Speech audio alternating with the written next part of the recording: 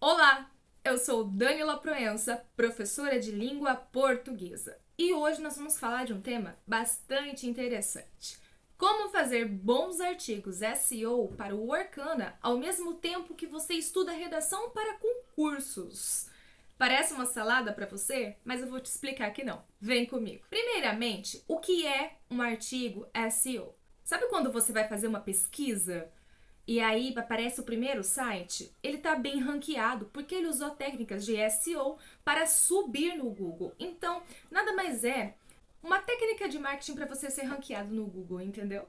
Você vai usar planejamento de conteúdos, palavras-chave, heading tags, links internos e externos, prestar atenção no tamanho do seu texto, uso de imagem e vídeo, cuidado visual é importante, e otimizar para dispositivos móveis. Tudo isso são coisinhas que você tem que prestar atenção e aplicar para um bom artigo SEO, ok? Agora, uma redação para concurso. Você tem que ter a introdução, desenvolvimento, conclusão, e a fundamentação, e argumentação, e informações internas e externas, e etc. Certo? Muito bem. Todo mundo sabe, não é segredo para ninguém, que a estrutura de qualquer texto que você vai fazer tem que ter uma introdução, tem que ter a apresentação do conteúdo, tem que ter um bom título, sim, que é um resumo daquilo que você está falando, ou seja, você tem que pegar a palavra-chave e colocar no teu título. Tem que ter fundamentação para você trazer mais propriedade para o conteúdo que você está falando. Tem que ter planejamento de conteúdo, independente do texto. Você vai ter que planejar, ver qual é o nicho, qual é o seu público. Existe uma estrutura universal para todos os textos. E por falar em estrutura universal, fica ligado aqui, porque logo mais vamos ter uma aulinha, sabe do quê? De uma estrutura de redação prontíssima apenas para você encaixar o seu tema ali. Sim, sabe aquelas redações? Já com as conjunções? Pois é, nós vamos falar disso também. Agora, presta atenção numa coisa. Vamos falar sobre artigos SEO para o Workana. Você que é freelancer do Workana, apareceu um artigo para blog. Com certeza você não pode deixar de usar o SEO, ok? Você tem que prestar atenção nas palavras-chave. Existe hoje algumas fontes para você pesquisar quais são as palavras-chave. O que os usuários estão procurando mais? Por exemplo, o que é, como é, são palavrinhas que aparecem bastante na nossa pesquisa do Google, certo? Então, com certeza nós devemos usar as palavras-chave dentro do nosso artigo. Imagine que aqui eu tenho o artigo para sites e blogs, tá? E imagine que aqui eu tenho redação para concurso. Em ambos, só muda o tema. Na verdade, lá no artigo para sites e blogs, você vai precisar usar uma coisinha chamada head tagging, que é o quê? O heading tag, na verdade, é o seu subtítulo, que precisa estar com uma palavra-chave que resuma todo o conteúdo do seu texto. Já aqui na redação para concurso, você precisa ter um título que resume o conteúdo do seu texto. Muito bem.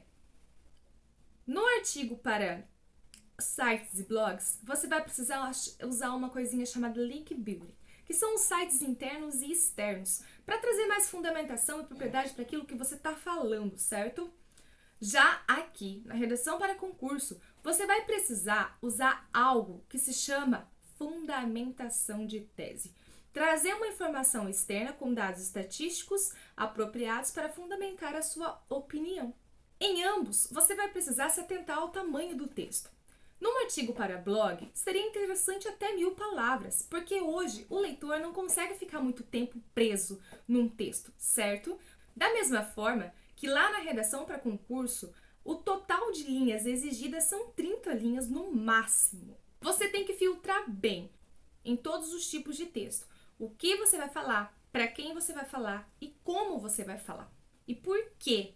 Isso entra no planejamento, na estratégia de conteúdo. Quanto mais objetivo, melhor.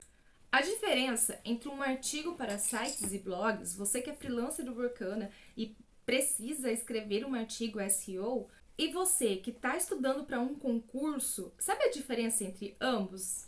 É muito pouco. Primeiro que no site, uma redação para site, eu posso ter liberdade para usar a linguagem informal ou formal Depende do meu nicho.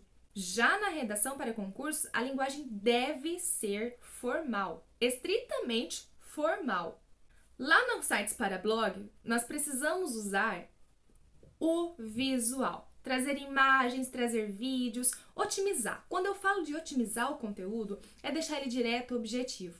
Um usuário que está no seu blog pelo computador e lê um texto de 2.000 palavras, ele pode até ficar ali por um tempo. A tela é maior, é mais confortável. Diferente de um usuário que está pelo celular e vai ter que ficar rodando aquilo por um monte de tempo.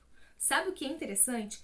Você marcar, destacar pontos importantes no meio do texto.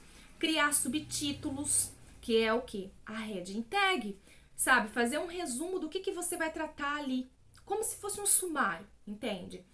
E aí você vai dividir em subtítulos, você vai marcar as frases mais importantes dentro do seu texto, destacar aquilo que você acha que vai de encontro ao objetivo que o seu leitor está procurando. Já lá na redação para concurso, você não pode ficar destacando, né? Você não pode ficar criando subtítulos no meio da redação, você tem que escorrer de forma direta. E em ambos, você vai ter que concluir.